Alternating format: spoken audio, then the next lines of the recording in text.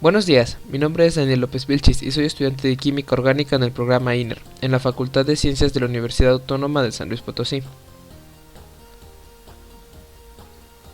Hoy voy a hablar sobre los ácidos y las bases, y el cómo se utiliza el pH para medir su carácter ácido o básico.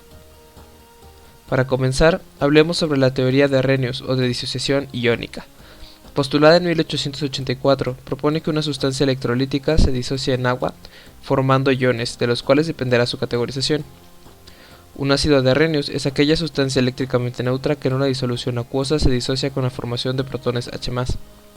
Por ejemplo, el ácido clorhídrico, cuando se disocia en una disolución acuosa, se obtiene el catión hidrógeno y el anión cloro, por lo tanto, se puede categorizar como un ácido en la teoría de Arrhenius. Otro ejemplo lo vemos con el ácido acético, que en una disolución acuosa se disocia para formar el catión hidrógeno y el anión acetato, por lo cual se le puede clasificar como un ácido en la teoría de Arrhenius.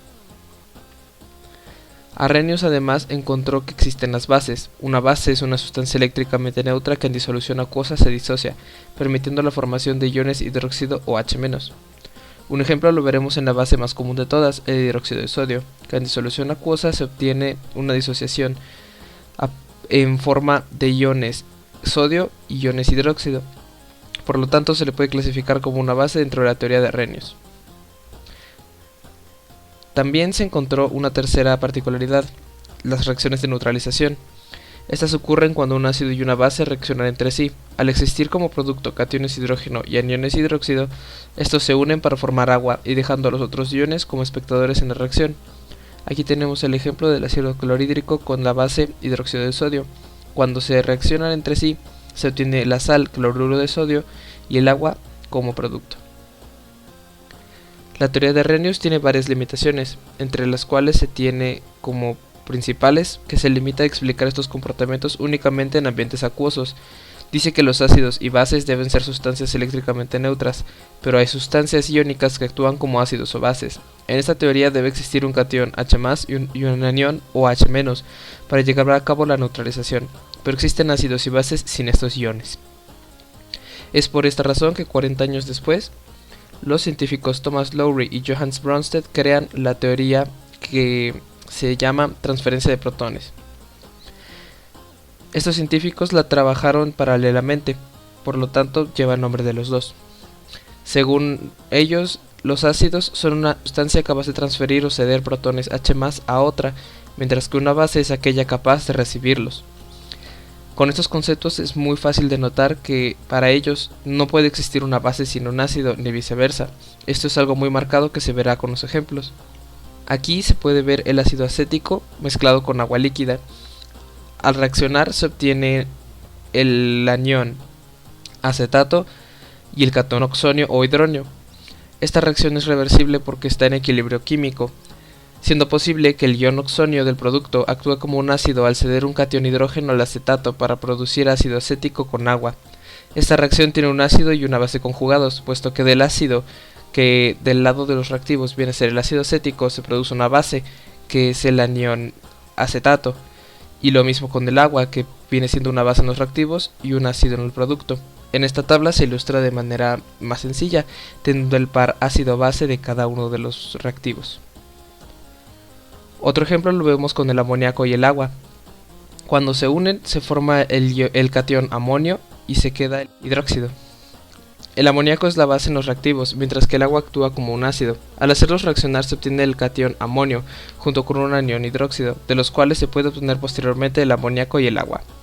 De nuevo podemos observar el comportamiento conjugado entre ácidos y bases al realizar la reacción. Los reactivos vienen a ser el amoníaco y el amonio en cuanto a esa particular sustancia, mientras que para el agua son el agua y el hidróxido.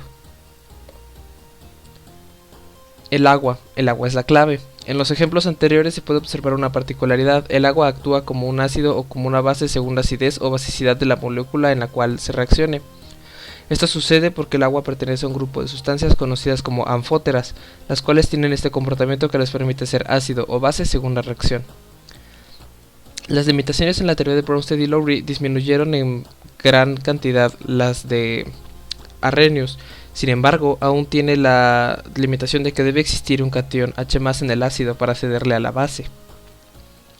Esto se resuelve años después con la teoría de Lewis, pero eso se verá posteriormente.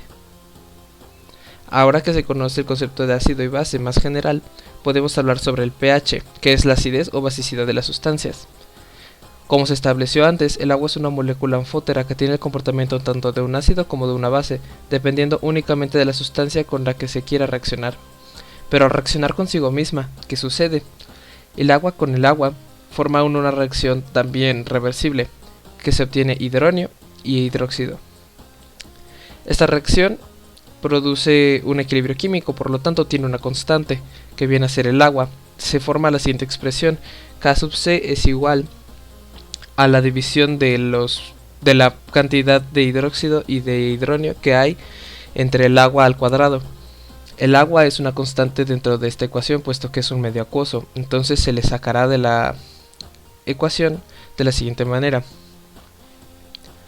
Aquí podemos obtener una nueva expresión, Kw, que viene a ser el producto iónico del agua, que está dado por multiplicar la concentración de iones hidróxido e hidronio. De manera experimental se ha demostrado que a 25 grados centígrados el producto iónico del agua es de 10 a la menos 14, por lo tanto 10 a la menos 14 es igual a la proporción de iones hidróxido e hidronio. Con la expresión anterior, donde el producto iónico es una cantidad adimensional y la concentración de hidróxido e hidronios está en moles sobre litro, y conociendo la concentración de las moléculas hidronio o hidróxido, se puede obtener la siguiente tabla, donde hay diferentes disoluciones con diferentes concentraciones y por lo tanto diferente carácter. Aquí podemos ver que la disolución 1 tiene una mayor concentración de hidronio que de hidróxido, por lo tanto es ácida. La disolución 5 tiene una mayor cantidad de hidróxido que de hidronio, por lo tanto es básica, mientras que la disolución 3 tiene una concentración igual entre ambas sustancias, por lo tanto podemos decir que es neutra. Esto se ve en las siguientes equivalencias. Y a pesar de que los valores anteriores funcionan para hacer cálculos y para hacer ejemplos ilustrados, un químico danés llamado Søren Peter Lauritz decide simplificar los cálculos, aprovechando las propiedades logarítmicas, dejando números enteros para representar la acidez o basicidad de las sustancias en una nueva escala, el pH. El pH se obtiene con el logaritmo negativo base 10 de la concentración del ion hidronio. Al usar estos cálculos se obtienen los resultados siguientes.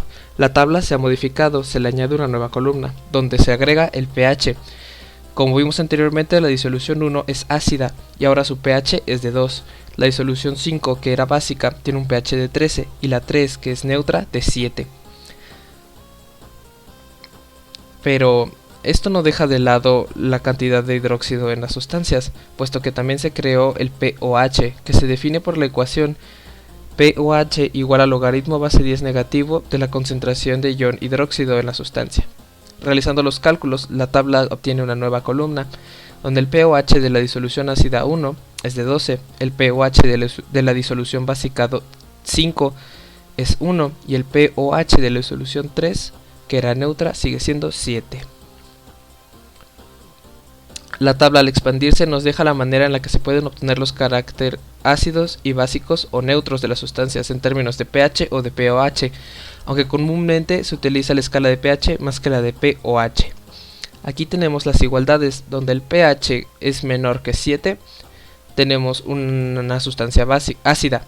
Cuando el pH es igual a 7 es neutra, cuando el pH es mayor a 7 es una base. Mientras que si el pOH es mayor a 7 es un ácido, si el pOH es igual a 7 es neutro y si el pOH es menor a 7 es una base. Con esto doy por terminado el tema, espero haber sido lo suficientemente claro y que sobre todo no me haya faltado información ni nada por el estilo. Agradezco su atención y espero que tenga un muy buen día. Gracias.